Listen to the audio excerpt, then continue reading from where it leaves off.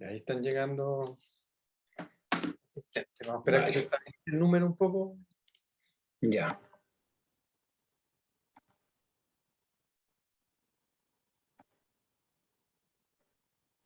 Oye, que lleguen a 100 participantes es harto, ¿ah? Tienen buena convocatoria.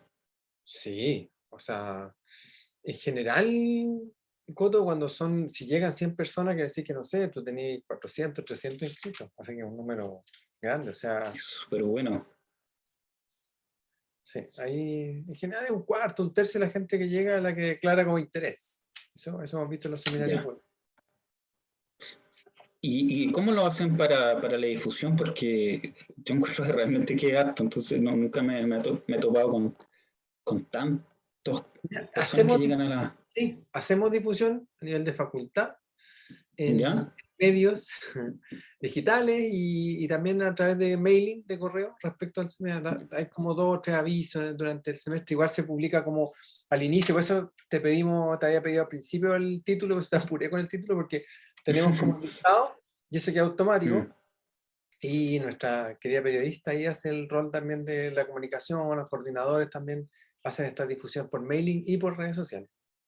Así que buenísimo. final tiene buen anuncio. Entonces, ya que son online, los quisimos como expandir un poco aparte de los alumnos doctorados. También aprovechar otro público también que es cercano a la facultad que puede venir a asistir. Ya. O sea, a nivel de universidad que hacen un poco la Claro, campaña de difusión, no solamente la claro, facultad. exacto. Así que también hay Súper. mailing ahí en redes sociales. Ya.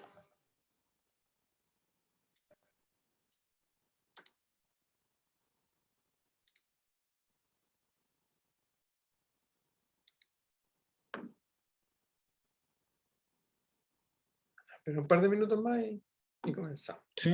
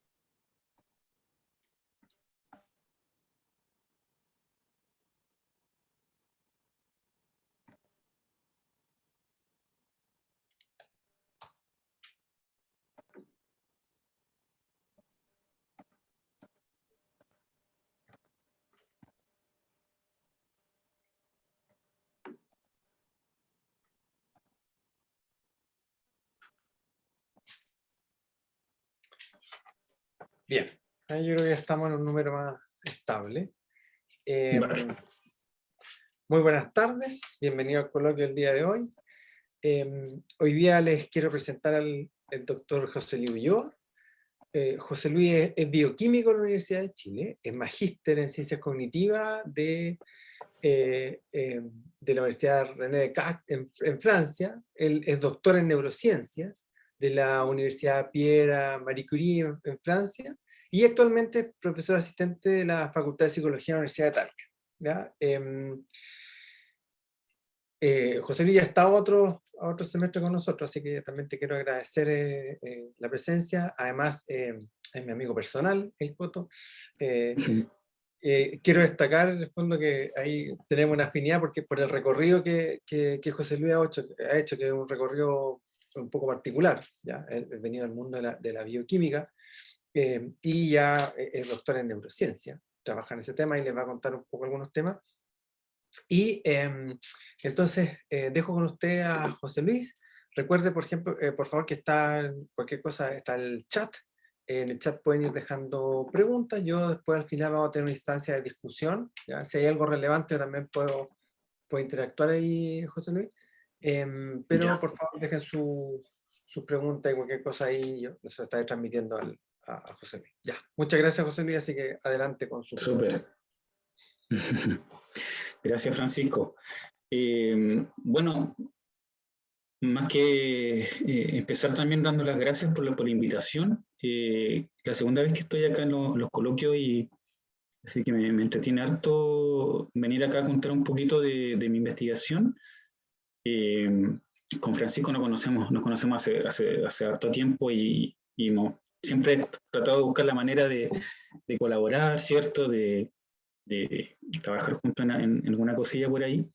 Así que me da mucho gusto venir para acá. Les voy a contar un poco de cosas bien generales que tienen que ver con la ciencia de la acción, yo diría. Eh, Traten de interrumpirme cuando quieran. No me molesta que me interrumpan, voy a tratar de estar viendo las preguntas por ahí. Me imagino que no creo que haya tanta facilidad para que hablen. En general, siempre estos sistemas está bloqueado el sonido, pero si pueden y quieren hacer alguna pregunta, pero no, por mi parte no hay ningún problema. ¿Ya? Entonces, el nombre que le puse a esta presentación es el control de nuestros movimientos, y voy a tratar de hablar de algunos aspectos fundamentales que tienen que ver cómo se generan los movimientos, por qué son importantes, ¿ya? Y más que hablar de muchas aplicaciones, al final de la presentación quiero hablarles un poquito de mi proyecto, de un Fondesit que tengo hace más de un par de años, porque con la pandemia todo esto se alargó, ¿cierto? Pero contarles un poquito la idea de que me mueve para darles un ejemplo de la aplicación de esto. Francisco ya me presentó, así que yo soy profesor de la Universidad de Talca, ¿ya? Un poco para partir, uno siempre tiene que hacerse la pregunta de fundamental, ¿cierto? De por qué uno estudia algo, ¿cierto? ¿Por qué importan tanto los movimientos que debería poner a estudiarse eso? Uno de los aspectos, partir un poco más con los casos más extremos, tiene que ver con situaciones bien extraordinarias o cosas bien interesantes que uno puede captar del procesamiento de la acción. Por ejemplo, si yo les preguntara cuál es la diferencia entre las dos imágenes que ustedes ven ahí, ¿qué dirían ustedes? No sé si me pueden responder por chat o a viva voz, pero no sé si tienen alguna idea de cuál podría ser la diferencia entre la foto de la izquierda y la derecha, qué es lo que le pasa a la señora ahí. Ok, las expresiones emocionales, ¿cierto? Sí, les voy a dar una pista más. Las dos son sonrisas. Ya en las dos fotos la señora está sonriendo. ¿Ya? Entonces, ¿qué hace la diferencia entre la foto de la izquierda y la foto de la derecha si ambas están sonriendo? Ya, el movimiento de distintos músculos. Se va un poco por ahí la cosa. En la foto de la izquierda le pidieron a la señora que sonriera. ¿Ya? Entonces es una acción voluntaria. ¿Sí? Voluntariamente la persona tiene que sonreír. Y en la foto de la derecha se le contó un chiste. ¿Ya? Se le contó un chiste y ustedes pueden ver la expresión ahí de sonrisa. Tiene que haber sido bien bueno el chiste. Y en ambos casos es una sonrisa. O sea, la única diferencia es que a la izquierda hay una acción voluntaria y a la derecha hay una acción que es involuntaria. Y esto lo uso como excusa para hablar de dos aspectos que son bien importantes del procesamiento de la acción. Uno es el tema de la acción voluntaria. Ya, la acción voluntaria es un misterio, todavía se empezó a estudiarse hace algún tiempo en filosofía cuando se habla de voluntad, y no se tomó tanto en serio, pero ahora muy recientemente se han hecho más investigaciones sobre lo que es la acción voluntaria y cómo se produce el hecho de que yo tengo una intención de hacer algo y eso se cristaliza en algún tipo de acción, en algún tipo de movimiento que uno pueda observar. Eso es un tema súper interesante, el tema de la acción voluntaria. Y el otro tema que también es muy importante es la estrecha relación que tiene el sistema motor con otros sistemas. Y eso es lo que vamos a ver un poquito más adelante con sistemas más ejecutivos, y en este caso los sistemas emocionales. Imagínense que el hecho de que la persona esté sonriendo de forma tan espontánea es el hecho de que se activaron ciertos sistemas emocionales que tienen que ver con la sonrisa de la persona, ¿cierto? Que activaron y bypasearon varias cosas por ahí, y se produce esa sonrisa, a pesar de que si una persona quiere hacerlo voluntariamente, no le sale bien la sonrisa porque tiene un problema en un nervio, ¿cierto? Y eso impidió que se pudiera producir la sonrisa completa en la foto de la izquierda. En cambio, la de la derecha es una acción involuntaria que, desde el punto de vista de las rutas que llevan a la producción de la acción, el hecho de que se produciera en forma emocional hace que se gatillen ciertos movimientos que dan cuenta de esta acción muy involuntaria. Entonces son dos aspectos súper interesantes de las acciones. Y esto se ve en este tipo de problemas neurológicos, pero también se puede llevar a casos un poquito más extremos, por ejemplo, que está muy relacionado también con las acciones voluntarias, en síndromes como el que les muestro acá, que es un síndrome que se llama el síndrome de la mano, se me olvidó el nombre ahora, el síndrome de la mano Aryan, ¿cierto? O también ahora le llaman el síndrome del Doctor Strangelove, porque se popularizó en esta película, donde hay un personaje donde la persona no puede controlar su mano y de hecho su mano lo ataca. ¿Ya? El síndrome de la mano Alien se trata justamente de un problema donde la persona pierde el control de su mano y esa mano trata de ahorcarlo. ¿Ya? Es una cosa muy extraña, ¿ya? Y que estudios han mostrado que tienen que ver con cierta destrucción de ciertas rutas asociadas con la acción que no permiten que la persona pueda voluntariamente producir su acción. ¿Ya? Y eso también me lleva a la idea que han propuesto ciertos filósofos, por ejemplo, como Wittgenstein, que acuñó esta famosa frase que dice algo así como, ¿qué es lo que queda si yo sustraigo el hecho de que yo levanto mi mano del hecho de que yo levanto voluntariamente mi mano? ¿Ya? Entonces, uno puede observar el mismo tipo de movimiento para cierto tipo de acciones, pero en un caso la acción voluntaria ya tiene un componente adicional que todavía no está muy claro, ¿ya? Y que se formuló en algún tiempo en filosofía la pregunta sobre la acción voluntaria, y ahora se sigue investigando en el plano de la psicología experimental, en el plano de la neurociencia, y hay muchas pistas sobre cómo se produce esto, pero no está de todo claro. Entonces son preguntas interesantes que surgen en estos casos, por ejemplo, que les estoy mostrando acá, que son bastante extremos, pero la vida cotidiana también, la acción y ciertos aspectos relacionados con la acción también son parte de la vida diaria que uno no puede no tomar por sentado. Por ejemplo, no sé si les ha pasado, por ejemplo, que salen de la casa y cerraron la casa, ¿cierto? Y a mitad de camino se dan cuenta de que no se acuerdan si cerraron con llave o no la puerta. ¿Ya? Entonces, uno puede llegar a tener acciones que son tan automáticas que uno no puede formarse una imagen mental de la acción que uno realizó. ¿Ya? Y eso es una pregunta también que propio de la neurociencia, o forma muy parte de, es muy propio de lo que es el estudio de la percepción, ¿cierto? Estas acciones, estos eventos conscientes e inconscientes, pero la acción también produce, en el procesamiento de la acción se produce exactamente lo mismo. ¿Por qué hay ciertas acciones que se vuelven inconscientes de un momento a otro? ¿Cierto? ¿Y cómo se produce esto? Y lo mismo cuando, por ejemplo, uno está aprendiendo a conducir, que uno monitorea mucho las acciones que uno está haciendo, pero eventualmente estas se vuelven inconscientes y se vuelven automáticas. Y todo este mecanismo de acciones que se vuelven, que están muy monitoreadas y se vuelven a un procesamiento automático, es un campo de investigación por sí mismo. ¿Ya?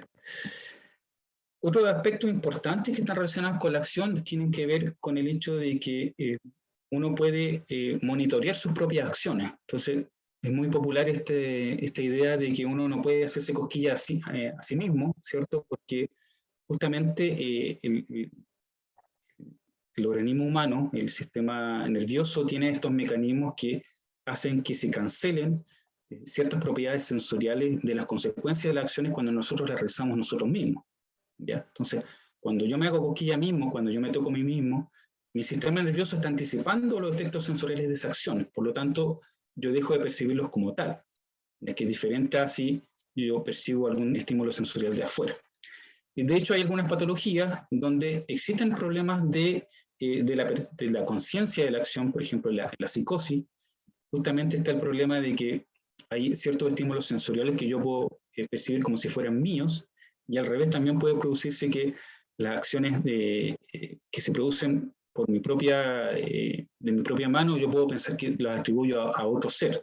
La puedo atribuir a un ser místico o a un alien, ¿cierto? Y eso es muy típico de las expresiones de personas que tienen problemas con psicosis.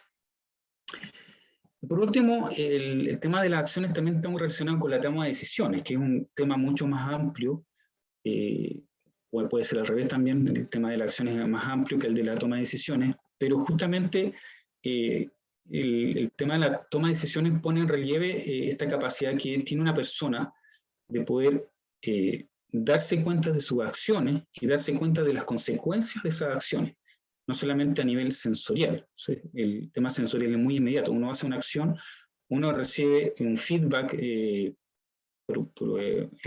feedback típico que uno recibe de una acción sensorial, ¿cierto? Y uno da cuenta o sea, el sistema nervioso da cuenta de este ciclo de percepción-acción que es muy dinámico, pero también hay consecuencias que ocurren más a largo plazo y que uno tiene que tener la capacidad de anticipar esas consecuencias en base a las acciones que uno está haciendo. Y eso tiene muchas implicancias a nivel de la ley, ¿cierto? Cuando hablamos del hecho de que una persona está consciente o no de las acciones, de las consecuencias que pueden producir sus acciones. Entonces tiene muchas implicancias de la vida real. Entonces, un poco no les voy a contar toda la historia, pero mi idea es recalcar el hecho de que el estudio de las acciones en ciencias cognitivas en particular, porque todo el estudio de las acciones y también de otros fenómenos a nivel psicológico se han estudiado desde las ciencias cognitivas, que más que una disciplina es como un conjunto de disciplinas donde uno puede ver un fenómeno desde distintos puntos de vista, ¿cierto? Tan complejos, tienen varios aspectos, y uno lo puede estudiar, por ejemplo, desde la psicología, desde la neurociencia, y el tema es que históricamente el estudio de la acción se ha dejado de lado un poquito, y eso se ha retomado desde los años 80, 90, con el descubrimiento de ciertas neuronas que tienen ciertas propiedades motoras particulares, y en ese momento se empezó a estudiar un poquito más. ¿Ya? Pero históricamente, estas preguntas que uno se hace en neurociencia y en ciencias cognitivas que vienen de la filosofía, de los griegos, ¿no es cierto?, se enfocaron principalmente en lo que eran los estímulos sensoriales. Y a través de la historia de la psicología, las distintas escuelas también dieron su vista hacia los estímulos más sensoriales, y se dejó de lado un poquito la acción, pero esto se retomó. Entonces, al fin y al cabo, ¿por qué importan los movimientos? Porque forman parte fundamental de los procesos cognitivos en el ser humano, están muy ligados con una serie de procesos emocionales, sociales también, funciones ejecutivas, por supuesto con la percepción. Hay una relación muy, muy estrecha ahí, y está relacionado con muchos procesos cognitivos, ¿ya? Y la ciencia de la acción o la cognición motora, uno podría pensar que es como una subdisciplina que se encarga de estudiar todos estos fenómenos de representación de la acción, ¿ya? Y esta representación de la acción tiene que ver con cómo planificamos acciones, cómo producimos acciones, cómo recobramos información de movimiento desde la memoria, ¿ya? Cómo la almacenamos y la recuperamos, cómo aprendemos a realizar una acción. Y lo que es un aspecto muy interesante de la acción es que en el sistema nervioso para que se produzcan acciones, existen mecanismos de anticipación de las consecuencias de esas acciones que nos permiten justamente realizar la acción. Entonces, estos mecanismos de anticipación y de retroalimentación y estos circuitos son muy importantes para entender estos mecanismos relacionados con la acción.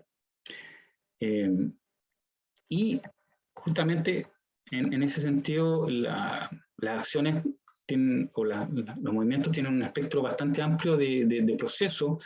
Uno puede incluir procesos que son muy simples, por ejemplo, como mover un dedo, ¿cierto? A procesos más complejos que involucran mover o planificar una serie de movimientos. Por ejemplo, cuando nos vamos a tomar un café, hay una serie de movimientos que el sistema nervioso tiene que planificar, ¿cierto? Y también eso lleva a procesos más complejos que tienen que ver con el control y el monitoreo de la acción.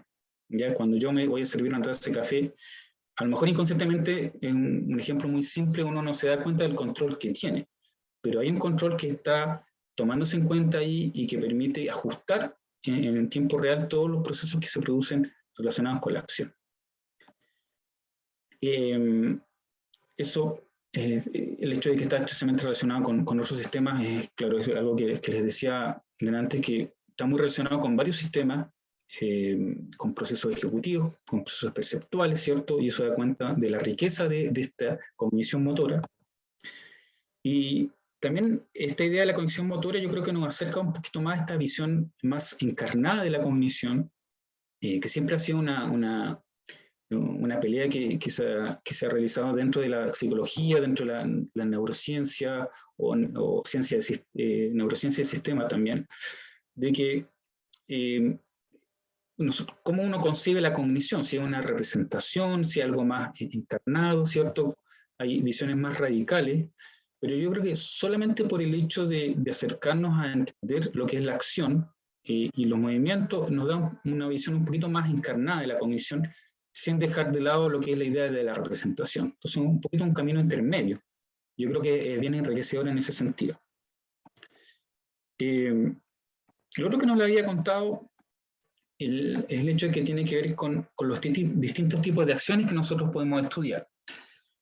Nosotros tenemos que pensar que hay movimientos desde el punto de vista más fisiológico, hay movimientos que son muy simples, que tienen que ver con solamente mantener el cuerpo con cierto tono, ¿ya? Que es simplemente mantener la resistencia del movimiento, o sea, mantener un tono específico.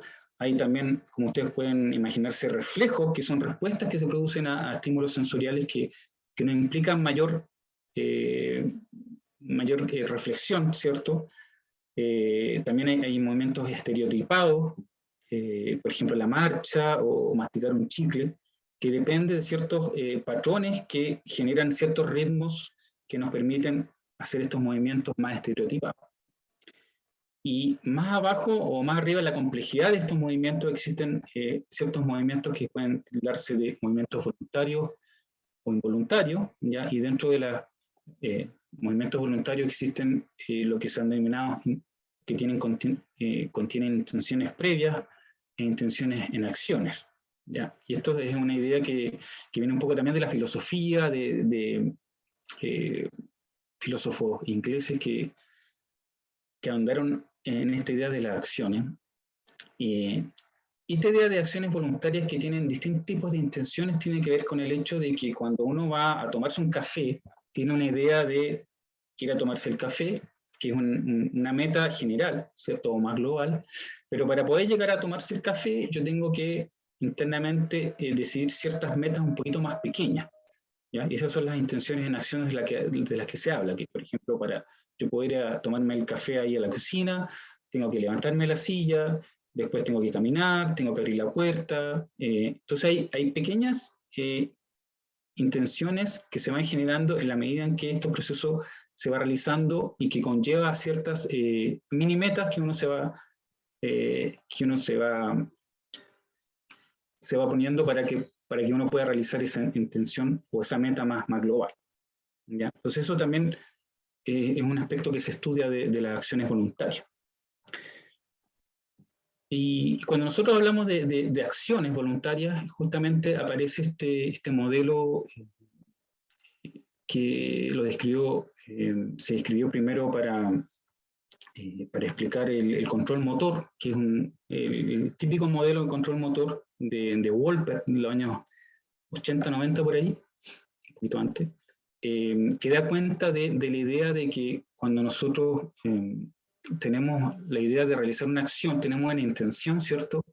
Y esa intención en este modelo pasa por dos modelos internos. ¿Ya? Hay un modelo inverso que permite planificar el tipo de músculos que yo tengo que activar para poder llevar a cabo esa intención, y por eso se llama modelo inverso. Y al mismo tiempo que se van produciendo los comandos motores para que se realice esa acción, hay una copia que se llama la copia eferente, que va hacia un modelo hacia adelante y que permite predecir las consecuencias sensoriales de ese movimiento. ¿Ya? Y una vez que se produce el movimiento, se produce un feedback sensorial de ese movimiento, y eso permite que en algún punto esa información real se pueda comparar con lo que se predijo. Y ese es el típico modelo de control motor, ¿ya? Y que sirve de modelo también para explicar algunos tipos de fenómenos un poquito más complejos. Por ejemplo, la agencia se explica como esta comparación que hace nuestro sistema nervioso entre lo que predice que yo voy a hacer, ¿ya? Y lo que realmente pasó. Entonces, si por ejemplo yo voy a prender la luz y efectivamente se prende la luz cuando yo aprieto un botón, mi sistema nervioso predijo que iba a haber un aumento de la luminosidad, y cuando se compara esa información con lo que realmente se produce, entonces yo asigno el hecho de que se prende la luz a mi autoría. Entonces ahí aparecen los fenómenos de agencia. Lo otro interesante que se puede ver en este esquema es que hay varios procesos que ocurren sin que haya un resultado abierto o que se pueda observar efectivamente, porque todos estos modelos se producen antes que se produzca el movimiento, ¿ya? Entonces, ese es otro aspecto que se estudia de la cognición motora, que tiene que ver con todos estos procesos de simulación que no necesariamente van a llevar a una acción como uno puede observar. Todo puede ser encubierto. Entonces, uno puede hablar de imaginería, por ejemplo, mental, cuando uno se imagina haciendo un movimiento y se activan todos estos mecanismos sin que necesariamente haya un movimiento en sí. ¿Ya? Entonces, esos son varios aspectos que son interesantes y que podemos estudiar de las acciones. Entonces, pasando un poquito más a algo más concreto, lo que se ha estudiado de cómo se producen los movimientos, se sabe mucho, se han descrito estos mecanismos, estas redes relacionadas con la producción del movimiento, que son bastante complejas y que en general llevan a la elaboración de un movimiento a través de una red que involucra centros de alto nivel, donde nace esta intención de producir una acción, ¿cierto? Pasa por regiones corticales y subcorticales que llevan a cabo la planificación del movimiento, por ejemplo. Toda esta información llega a la espina dorsal y llega finalmente a los músculos, ¿cierto?, a través de la médula espinal. Y bueno, eso está bastante descrito, se han descrito centros de control motor superior que dan cuenta de la planificación de la acción. Hay generadores de patrones centrales, de lo que yo le hablaba antes, que cuando uno tiene que hacer un movimiento estereotipado, estos movimientos se generan por ciertos generadores de patrones que se encuentran en la médula espinal, ¿cierto?, que no dependen de un control tan estricto de centros superiores. Hay neuronas motoras que están ubicadas en la médula espinal, ¿cierto?, que son importantes, son el nexo entre las regiones corticales y finalmente las fibras musculares que hay en nuestro cuerpo. Y hay regiones adicionales, por ejemplo el cerebelo o los ganglios de la base, que actúan como estructuras que regulan el movimiento. El cerebelo se ha dicho que coordina los movimientos finos, y los ganglios de la base, que también son súper estudiados, entre ellos el núcleo subtalámico, que actúa como una región que produce un veto.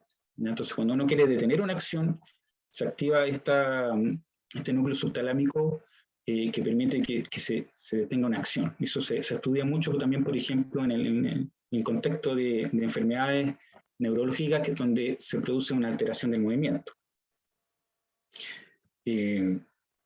Y todos estos modelos, estos esquemas del control motor se han estudiado con con métodos electrofisiológicos que permiten seguir el curso de la actividad cerebral en el tiempo, midiendo la actividad eléctrica o magnética, y con estudios de resonancia magnética que permiten ubicar muy bien la localización de ciertas regiones cerebrales que están involucradas en el movimiento. Y de hecho, a través de estos métodos se han descrito más o menos 2 rutas que están relacionadas con los movimientos voluntarios e involuntarios. Para la acción voluntaria, lo que habíamos dicho era que, claro, la idea de poder iniciar una acción comúnmente se localiza en la región prefrontal, de ahí se crea la idea de realizar una acción, ¿cierto? Esa información se transmite vía el área motora suplementaria hacia la corteza motora primaria, donde finalmente la información sale de la corteza y se dirige hacia los músculos para producirse la acción. Hay estudios, por ejemplo, que muestran que en el síndrome de la mano alien justamente hay un daño en esta área motora suplementaria. Entonces ahí se pierde el control voluntario del movimiento. Y el otro aspecto importante es que los ganglios de la base también cumplen un rol súper importante para poder regular estas acciones voluntarias. Por ejemplo, cuando se produce la inhibición de una respuesta, se activan estas regiones como el núcleo subtalámico para poder inhibir una respuesta en particular, una vez que se ha iniciado. Junto a esto hay una conexión bien estrecha con áreas occipitarias y parietales que dan cuenta de este ciclo de percepción-acción que es muy clásico del movimiento. Uno no puede decir, por ejemplo, que lo que es más importante es la acción en sí misma o el sistema motor, o que es más importante el sistema perceptual. Hay una relación muy estrecha y siempre hay un bucle que se produce con el procesamiento de la acción y el procesamiento sensorial que constantemente están hablando entre ellos dos. Aquí lo que se muestra es justamente este bucle de la corteza parietal con la corteza motora, que es muy clásico que se muestran en estos esquemas de control. Y lo único que sería importante decir acá es que esta división entre sistemas que están relacionados con la acción voluntaria y los movimientos involuntarios no es tan estricta, ¿eh? Todas estas regiones se están activando y comúnmente se escribe, por ejemplo, para las funciones ejecutivas, donde uno tiene que ejercer un control de la acción, siempre se está describiendo un típico circuito frontoparietal. Y este circuito frontoparietal que está relacionado con el control de las acciones involucra regiones frontales, regiones motoras, por supuesto, y regiones parietales que tienen que ver con la descripción, con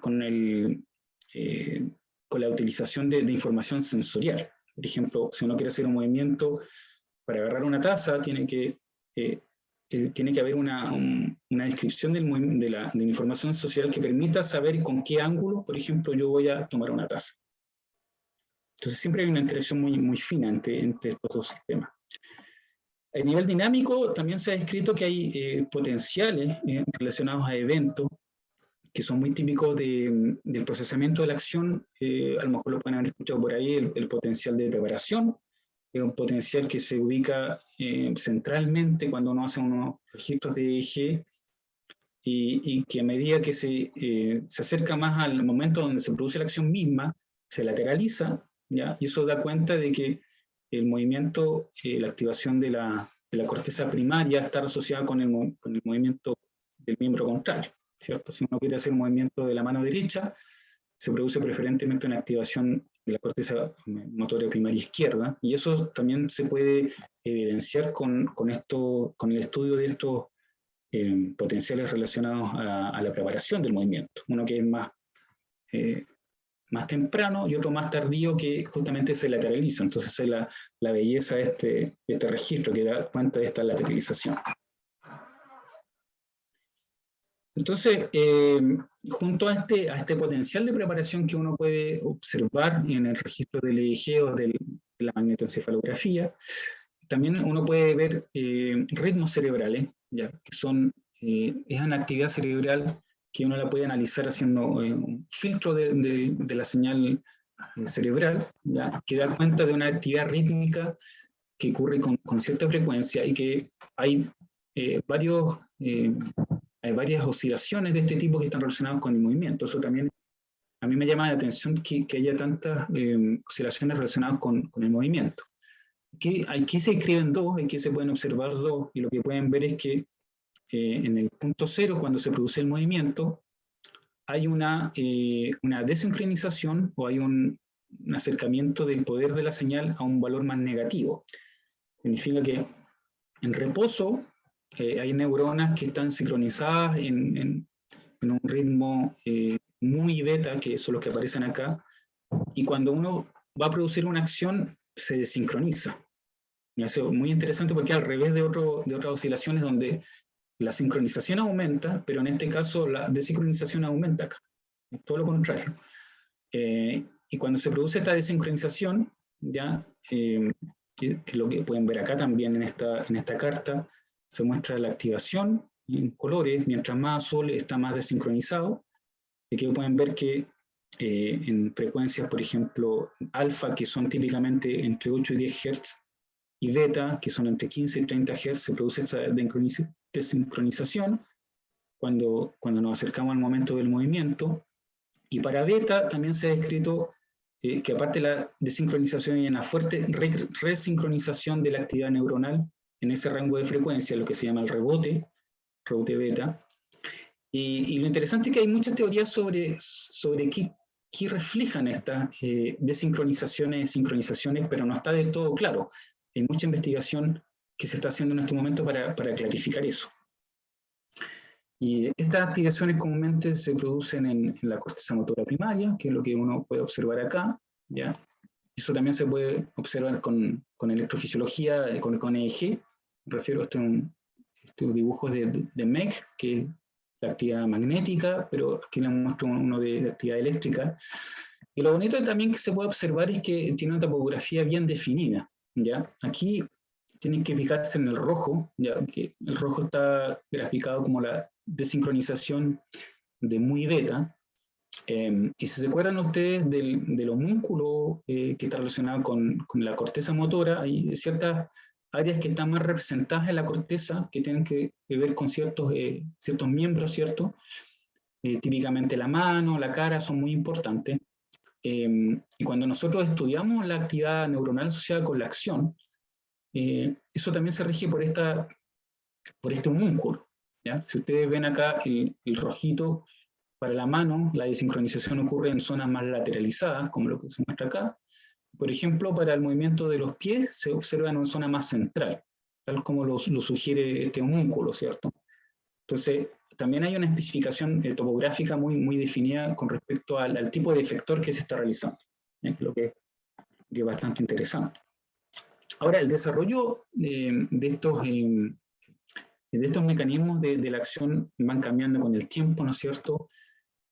Un aspecto interesante en el estudio de la acción es que estos mecanismos, por ejemplo, que están relacionados con la reproducción de acciones o con la imitación, pareciera que aparecen muy temprano en la infancia, ¿ya? Como lo han demostrado, por ejemplo, estudios de Piaget, de Meltzoff. Por ejemplo, ellos mostraron que en una etapa muy temprana de la infancia, los niños eran capaces de imitar los movimientos de los cuidadores, ¿ya?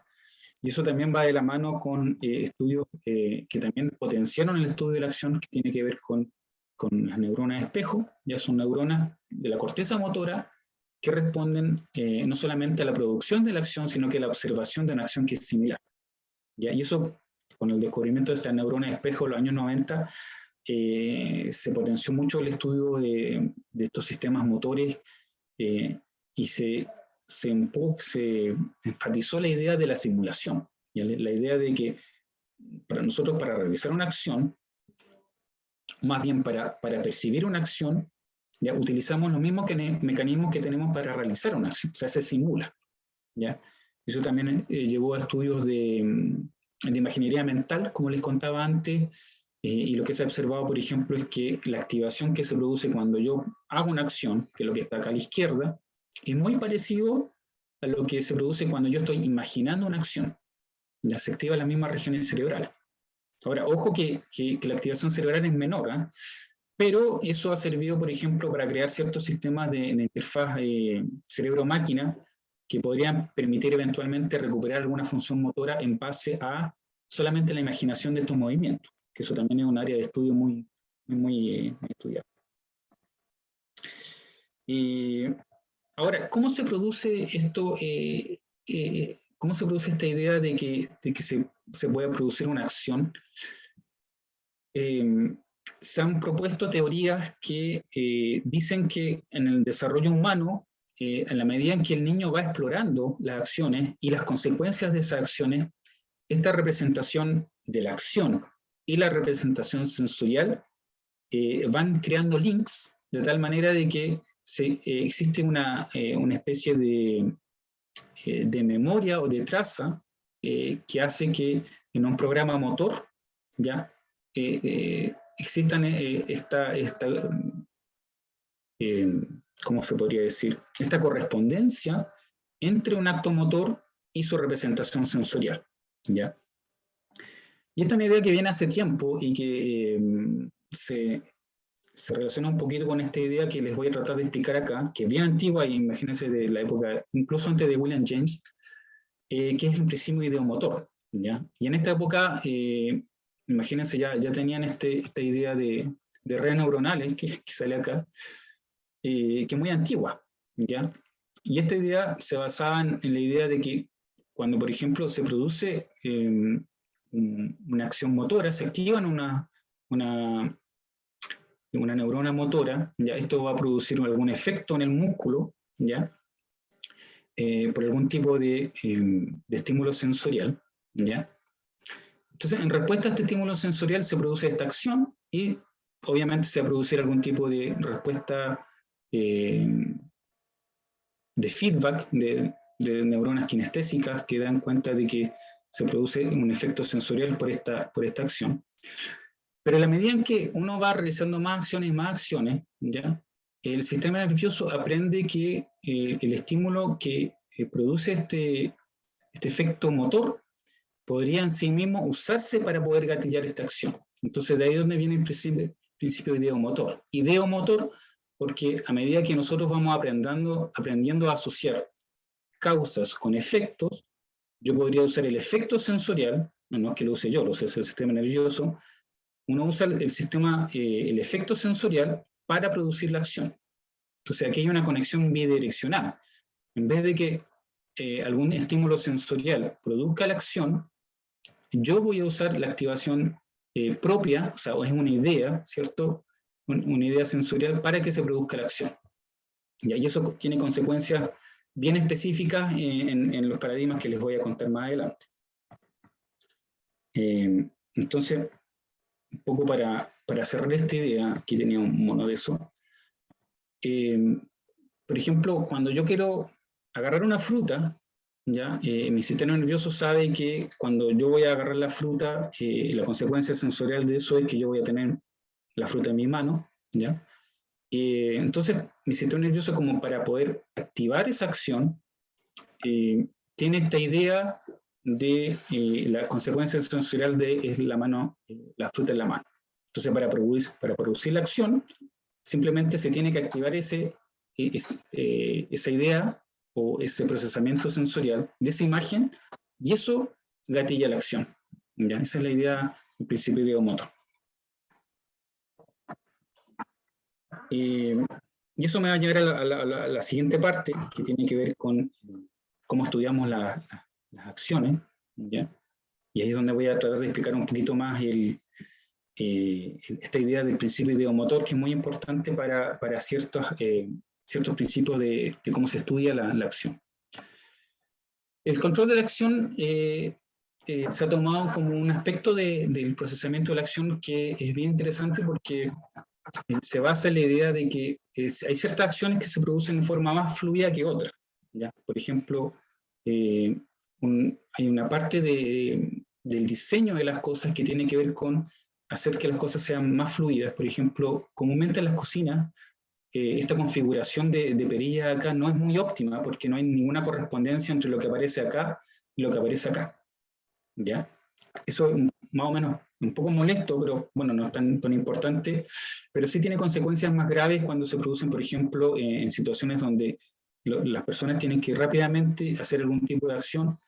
Por ejemplo, aquí en el caso de este vuelo, lo que le pasó al piloto es que él tenía que apagar un motor, ¿ya? Porque había uno que no estaba funcionando bien, entonces tenía que apagarlo, pero por la configuración del tablero, que era medio confuso por la ubicación de la aguja de las manillas que él tenía que ajustar, se equivocó, ¿ya? Entonces se apagó el motor que estaba funcionando y se produjo el choque del avión. Ahora, ¿cuál es la idea de esto? Que nosotros usamos en psicología experimental, usamos esta idea de que hay ciertas acciones que son más fluidas que otras, y en el caso de las acciones que no son fluidas, está esta idea de que uno tiene que aumentar el procesamiento del control, y eso es lo que justamente nosotros estudiamos. Y aquí tenía un ejemplo que lo voy a tratar de pasar más o menos rápido porque tanto tiempo no me queda, entonces como para contarles un poco la historia más resumida. Uno usa eso típicamente en la tarea de Stroop, que a lo mejor ustedes la conocen, pero básicamente la tarea de Stroop se trata de decir el color en que está inscrita una palabra. Entonces, por ejemplo, aquí tendría que decirse rojo, aquí se tendría que decir azul, ¿ya? Pero las siguientes palabras que yo les voy a mostrar, hay una diferencia entre condiciones que son más fáciles que otras, ¿ya? Entonces, sí, ustedes tratan de internamente de decir el color de las palabras que les voy a mostrar ahora, van a encontrar que unas son más difíciles que otras. Por ejemplo, acá, si piensan en el color que está inscrita la palabra, ¿cierto?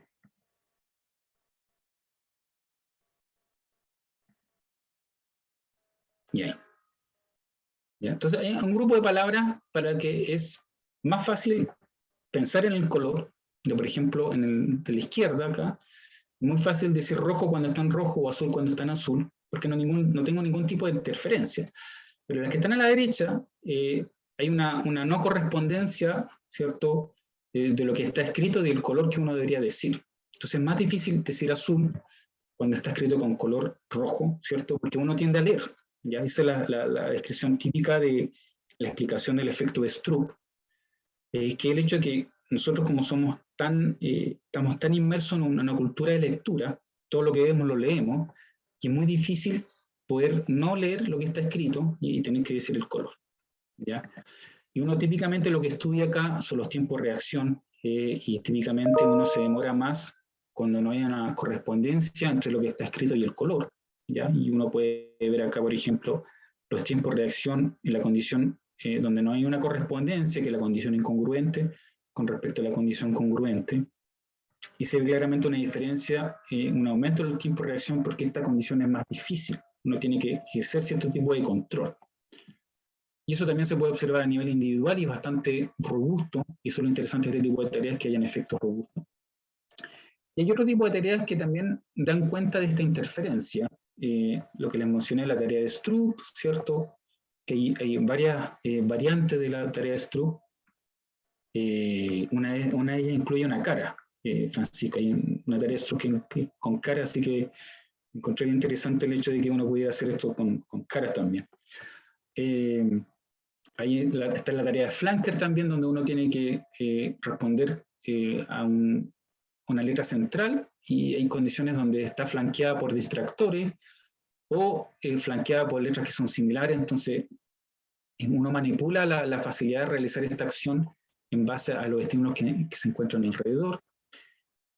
También está la tarea de Simon, que es muy clásica también, donde uno ubica un elemento al que uno tiene que responder a la izquierda o a la derecha de la pantalla, y dependiendo de si, por ejemplo, coincide o no con la mano con la que yo tengo que responder, es más fácil en una condición que en otra, ¿ya? Y todo esto apela a estos mecanismos de control cognitivo que comúnmente están ubicados en la corteza prefrontal, que tienen que ver con esta capacidad de poder adaptarse al conflicto y poder tratar de activar ciertos tipos de procesos relacionados con la tarea, ¿ya?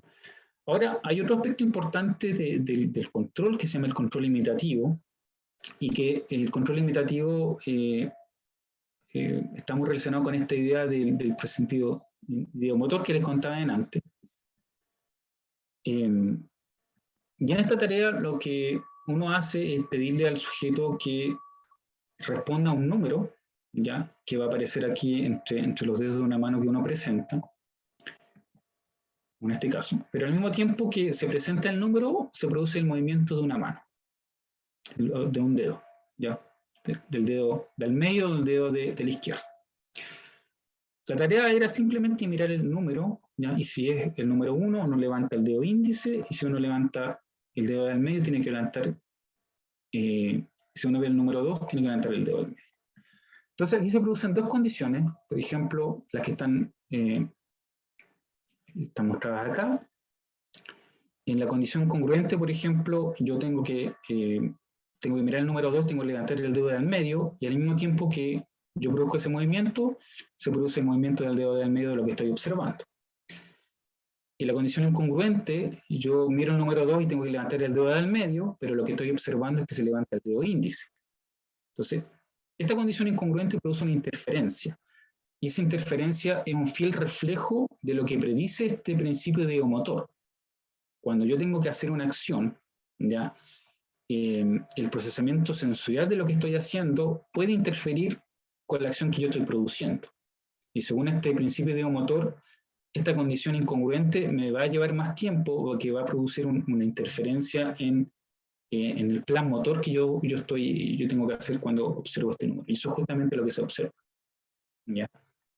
Y eso aparece en este gráfico. Tenemos una condición congruente, que es cuando se produce el mismo movimiento, yo tengo que producir el mismo movimiento que estoy observando, y la condición incongruente se produce un movimiento contrario al que yo estoy ejecutando.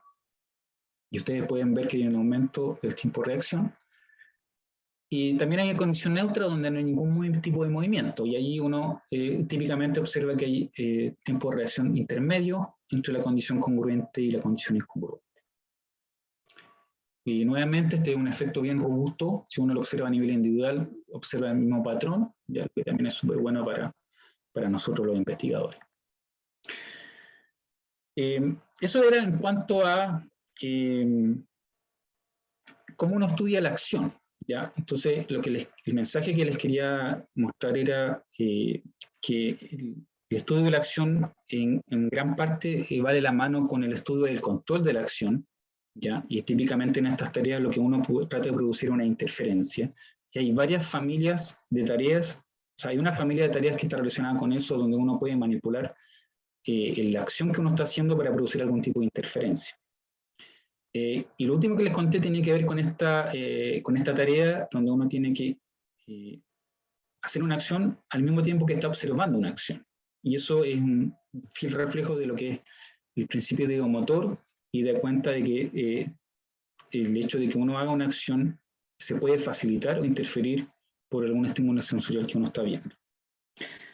Y la última parte que les voy a contar, que es más cortita, así que yo creo que voy a alcanzar bien el tiempo, tiene que ver con las consecuencias que puede llevar la disrupción en la producción de acciones, ¿ya? Que está más directamente relacionado con mi proyecto, ¿ya?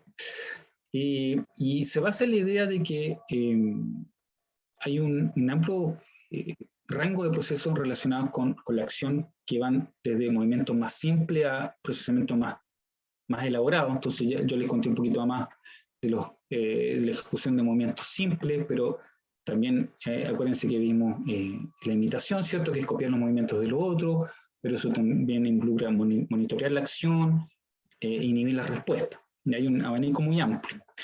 Entonces uno podría pensar que si uno disrupte el procesamiento de la acción, de alguna forma podría producir algún tipo de patología, o podría estar relacionado con algún tipo de patología, porque el procesamiento de la acción involucra un rango más o menos amplio de procesos muy simples a procesos más complejos, ¿ya?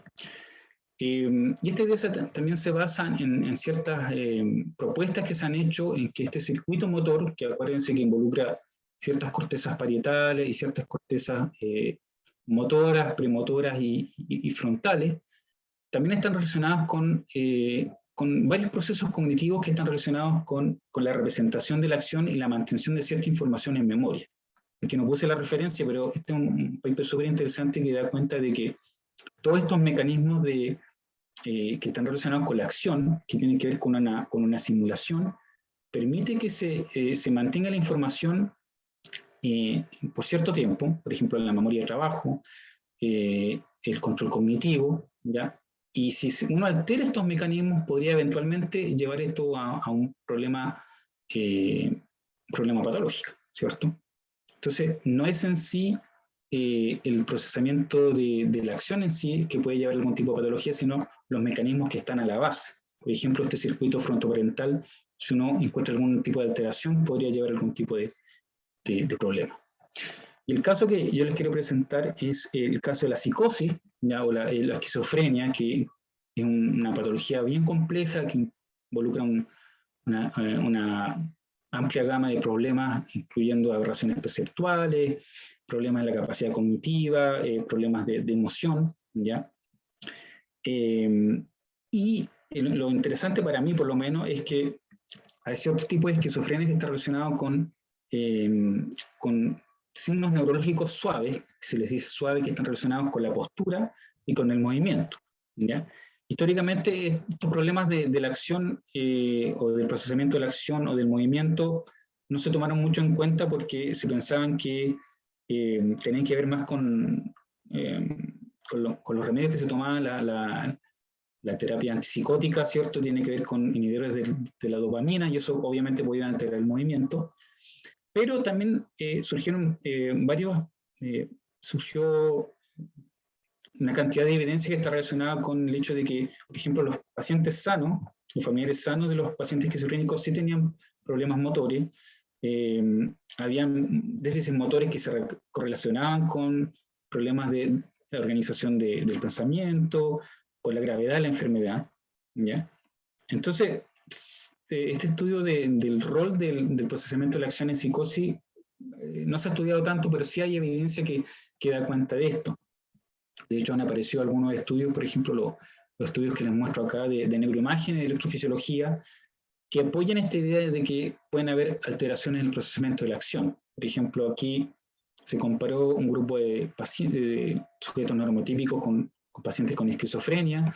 Se observó que hay una menor activación de regiones relacionadas con la actividad motora, ¿ya? Otro estudio más relacionado con la electrofisiología, se observó que personas que tienen altos niveles de esquizotipia tienen menores niveles de activación en oscilaciones neuronales que le había mostrado que tenían que ver con el procesamiento de la acción, por ejemplo en beta. Fíjense que cuando se produce la acción acá en el punto cero, se produce una desincronización de beta y un aumento de la resincronización, personas que tienen baja esquizotipia, y eso no ocurre en pacientes que tienen alta esquizotipia. Y eso da cuenta de que puede que haya problemas de procesamiento de la acción en esquizofrenia.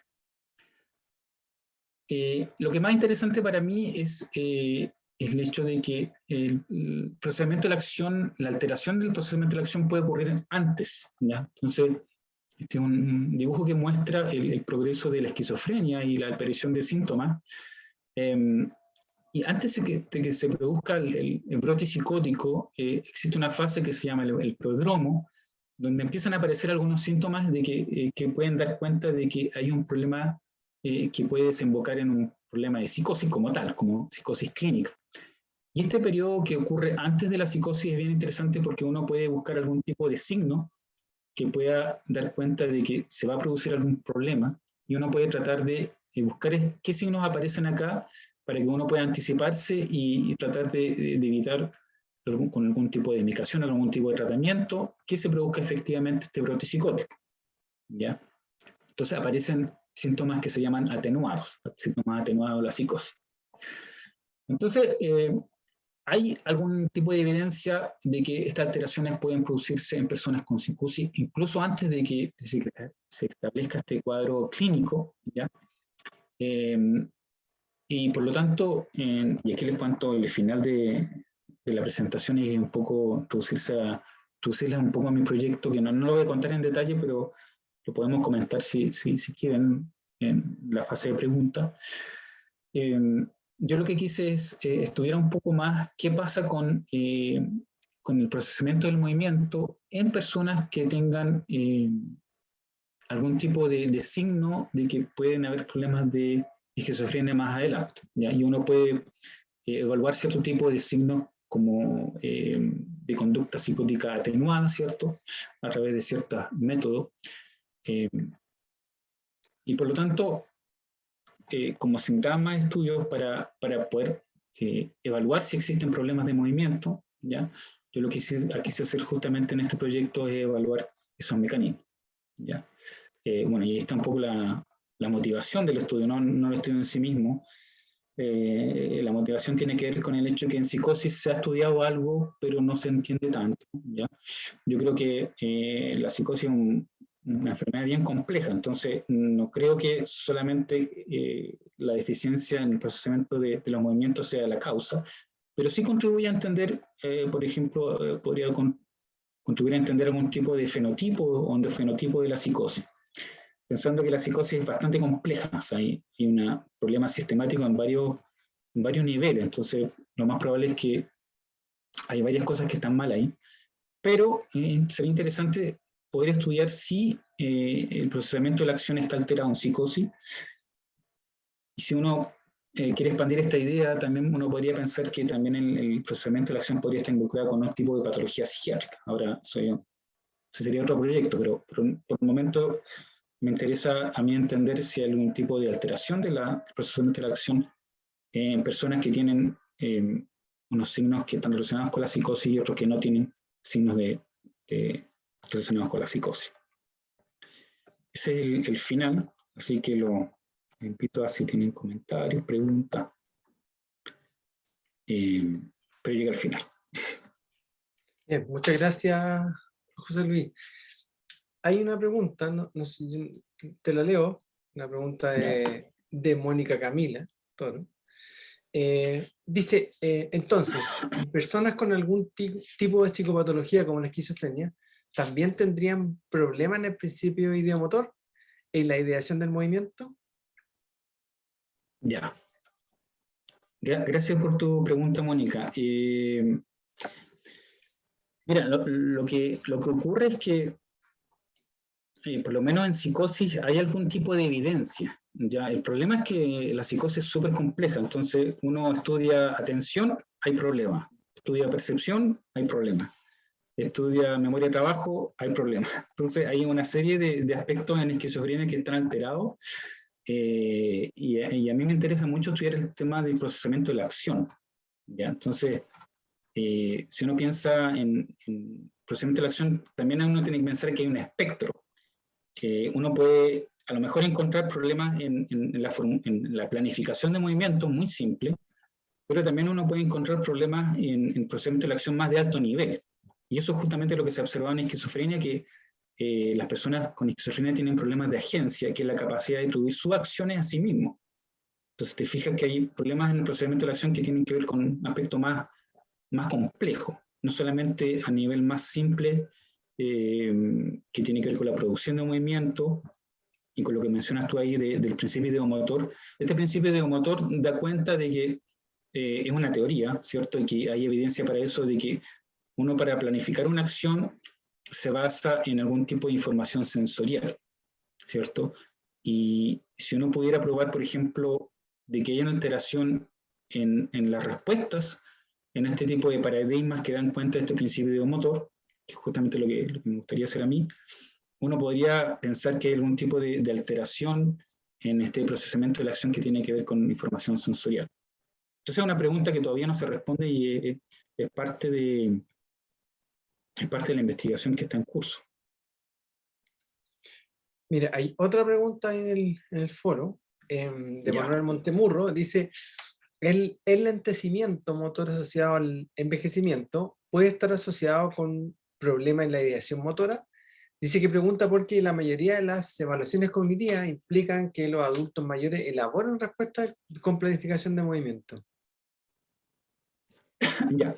El principio ideomotor es una forma de explicar el movimiento. ¿Ya? el hecho de que uno ejecute una acción, si bien se entiende un poquito, no está tan del todo claro. Entonces, por eso se postulan estas teorías, ya que es el principio ideomotor, que el principio ideomotor, imagínense que se formuló hace mucho, mucho tiempo, la época de William James, incluso antes, y que lo que dice este principio ideomotor es que el sistema nervioso, para poder realizar una acción, se basa en las consecuencias sensoriales de esa acción. Entonces, cuando yo tengo que, por ejemplo, agarrar una manzana, mi sistema nervioso piensa en el resultado de agarrar esa manzana para activar los centros motores. Entonces, es una teoría de cómo se produce el movimiento, en el fondo. Pueden haber otras teorías de cómo se produce el movimiento, pero el principio ideomotor da cuenta de esta estrecha relación que hay entre los sistemas perceptivos y los sistemas motores. Ya esa es la idea del principio ideomotor. Entonces, cuando uno habla del principio ideomotor, es una manera de explicar el movimiento en sí, como la producción del movimiento. Ahora, cuando tú me preguntas sobre el envejecimiento en el envejecimiento, ahí no sé si te podría dar muchas pistas porque yo creo que en los adultos mayores uno podría pensar que hay un declive de varias funciones. Un declive lento, generalizado, de varias funciones que, por ejemplo, tienen que ver con mecanismos perceptuales, mecanismos ejecutivos, y que lógicamente están en esa relación con la acción, ¿cierto? Entonces, no creo que sea solamente la ejecución de la acción, ¿cierto? Como lo dice el principio de motor, que da cuenta de cómo uno inicia una acción, sino que es una alteración que se produce en varios sistemas, ¿ya? Entonces, ahí lo interesante sería saber qué sistema está más alterado, pensando que, en realidad están todos interconectados, ¿cierto? Pero si hay uno que está más deteriorado, uno podría pensar que podría haber algún tipo de compensación que uno pueda aportar para que se produzca un mejor movimiento, no sé. Eso es lo que se me ocurre. Hay otra pregunta en el chat de Débora que pregunta qué pasa o qué pasa en la atrofia cerebelosa. Entiendo que... Ya. Mira, ahí entramos de lleno a neurología y no me manejo tanto en eso. No sé si tú ibas a decir algo, Francisco, ¿no? Sobre la atrofia. Sí, casi no. Estaba pensando respecto al tema ese de memoria, o sea, de lo de la atrofia cerebelosa, la injerencia sobre ideación motora, más que en programa motor, es lo que yo imagino. Ya. A ver, o sea, sin saber lo que es la atrofia cerebelosa, porque no soy neurólogo y la verdad es que... Pero la atrofia tiene que ver con una... ¿cómo se llama? Con ningún tipo de defecto estructural, ¿cierto?, del cerebelo, y el cerebelo tiene que ver mucho con la coordinación de movimiento. Es una estructura que es muy importante para coordinar los movimientos. Entonces, lo que me imagino que le pasa a la atrofia cerebelosa es que se produce una descoordinación de los movimientos, y eso está dado porque no hay este conductor, ¿cierto?, que está encargado de los movimientos más finos, que forman parte del cerebelo. ¿Ya? Entonces, hay un estudio muy centrado en lo que son las áreas más corticales, pero ojo que las áreas, por ejemplo, el cerebelo, los ganglios de la base, son muy importantes. De hecho, en Parkinson los problemas que se producen de movimiento son justamente porque hay problemas en los ganglios de la base, no un problema cortical. Entonces, es un poco el mensaje que estas regiones subcorticales también son súper importantes para el movimiento, y muchas veces los estudios se enfocan más en la parte cortical que la subcortical, pero son muy importantes. Hay otra pregunta, mira, de Andrés Muñoz. Ya, sí lo veo acá. Dice, si el movimiento se basa en cierta medida en los mecanismos perceptuales, entonces se podría decir que la atención dirigiría los movimientos. Es que esa es una de las preguntas más importantes en este campo. Yo tenía una diapo oculta, la voy a mostrar. Justamente tenía una foto de unos robots, pero ahí se los voy a mostrar, no, se los puedo dar a la dirección. Hay tres grandes preguntas que uno se hace sobre el procesamiento de la acción y la que menciona Andrés es una de esas. La relación entre la percepción y la acción no está del todo claro, ¿ya? No está del todo clara, ¿ya? Y es una de las grandes preguntas por ejemplo, cuando nosotros imitamos, ¿ya? Tiene que haber una transformación de la información sensorial de lo que observamos a nuestras acciones. Entonces, el sistema nervioso, ¿cómo lo hace? ¿Cómo resuelve ese problema que se llama el problema de correspondencia? Es un tema muy, muy profundo y se sabe que existe esta interacción entre la acción y la percepción, ¿cierto? Y el hecho de que yo cuando tengo que hacer algún movimiento, obviamente tengo que mirar lo que estoy haciendo o depender de mi cuerpo para poder saber las acciones que estoy realizando, pero es un tema de investigación en sí mismo, ¿ya? Entonces, lo que te puedo responder es que es una pregunta que se está investigando, ¿ya? Pero agregando a eso que tú preguntas, los otros dos grandes temas que aparecen en este dominio que es la ciencia de la acción, tiene que ver también con la relación entre la acción y la voluntad, ¿ya? ¿Cómo hace el sistema nervioso para que cuando yo tenga esta idea, que yo quiero hacer un movimiento, esa información se transmita efectivamente a los músculos y que yo haga una acción voluntaria? Ya es una pregunta súper importante que tiene que ver con la acción voluntaria, ¿cierto? ¿Cómo se produce esta transformación de la información? Y que es una pregunta que todavía se está tratando de resolver, tal como se está tratando de resolver la pregunta. Y lo último que también es interesante es que también hay esto más de neurociencia de sistema, más una pregunta también que se aplica a otros dominios de la neurociencia, es cómo los circuitos más específicos del circuito del sistema motor pueden explicar procesos más complejos que están relacionados con los movimientos y que tienen que ver con no solamente los circuitos más específicos, sino con conceptos más amplios que tienen que ver, por ejemplo, con la imaginación, con la idea de la agencia, con la conciencia de la acción y cómo estos procesos más complejos o más abstractos, uno podría decir, afectan estos circuitos más específicos del control motor, ¿ya? Entonces, ahí también hay una pregunta de investigación que tal vez no se ha resolvido también porque la gente que se enfoca en los circuitos solamente se pone a estudiar los circuitos muy, muy específicos, ¿cierto? Y la gente que estudia conceptos más amplios relacionados con la cognición motora tampoco va a mirar los circuitos muy específicos. Entonces, es un tema de neurociencia en general, no solamente de esta área. Pero bueno, eso me sirvió de excusa un poco para mostrar este mono que tiene que ver con las grandes preguntas de la ciencia de la acción. Así que, gracias por eso. José, quería una pregunta mía. Porque pensando en la patología, pensando en los pacientes con esquizofrenia, hay algunas sintomatologías que son similares a otros pacientes con desorden dopaminérgico, por ejemplo, el Tourette y otros, que es la ecopraxia. En el fondo esto es copiar la acción de otro, pero la acción motora, porque quizás el lenguaje tiene otro, pero pensando en la ideación motora, yo creo que ahí cumple un rol súper interesante respecto a la regulación. No sé cómo lo entiendes tú.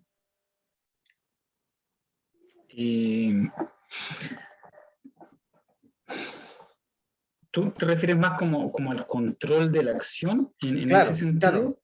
Claro, que siempre me llama la atención eso, porque que ahora, o sea, depende de lo que tú explicas siempre sobre esta red que deniega el movimiento, así como ya, se rechaza este programa motor. Pensando en eso, que son redes frontales quizás, ¿cierto? Entonces, es súper interesante pensar que eso es como característica como evidenciable, palpable respecto a la ideación motora, respecto a la inhibición del movimiento, al movimiento como tal, no la inhibición mental. Pero pensando en las rutas, esta ruta sería como una desinhibición, sería como una manifestación de movimiento del paciente, como incluso uno puede decir, bueno, una despersonificación, el sujeto no siente que es su movimiento y por tanto no lo regula, pensando en las vías. Sí. Mira, sé que es un tema que está siendo súper investigado ahora. Yo me he encontrado con varias publicaciones que tratan un poco de explicar estos temas de control motor y siempre había un énfasis sobre todo en lo que es la corteza prefrontal, la corteza premotora, pero han aparecido varios estudios ahora que enfatizan mucho lo que son los ganglios de la base y particularmente el núcleo subtalámico. Entonces aparecen estas regiones del núcleo subtalámico que están relacionadas con la inhibición de la acción, con cómo uno detiene la acción, y uno podría pensar que hay una relación súper estrecha con otros centros corticales como el giro frontal inferior, que también aparece mucho, la ínsula, y curiosamente, que está muy cerquita ahí la ínsula del giro frontal inferior, pero no se sabe tanto. Entonces, por eso yo creo que se está investigando mucho, y si uno pudiera especificar más estos circuitos, cómo se relacionan entre ellos, por ejemplo, los ganglios de la base con la corteza, podríamos tener una película mucho más clara de cómo se producen estos procesos de inhibición. Y lo que tú contabas de este tema de esta tendencia de imitación, claro, es súper interesante porque aparte de realizar una acción, una acción adaptativa, tiene que involucrar estos mecanismos de inhibición y de control cognitivo, que, como te decía, aparecen papers sobre eso, porque estos mecanismos de inhibición y control cognitivo se han hecho evidentes que son muy importantes, y no se sabe tanto, pero se sabe que, no sé, hay estructuras prefrontales, el giro frontal inferior, la ínsula, que son importantes.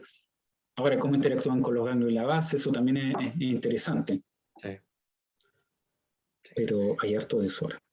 Sí, no, eso es súper interesante, Goto, que yo creo que una de las visiones como más neuroanatómicas funcionales tiene que ver con ahora estas todas interesantes regulaciones que hay subcorticales. O sea, antes siempre era como la corteza al último punto, la salida de información, ahora todos estos circuitos recursivos, tálamo corticales, tálamo, ganglios de la base. Entonces, yo creo que es súper importante ponerle ojo a eso. A veces las técnicas que nos gustan a nosotros no llegan tanto a esos lugares, pero sí es importante entender eso.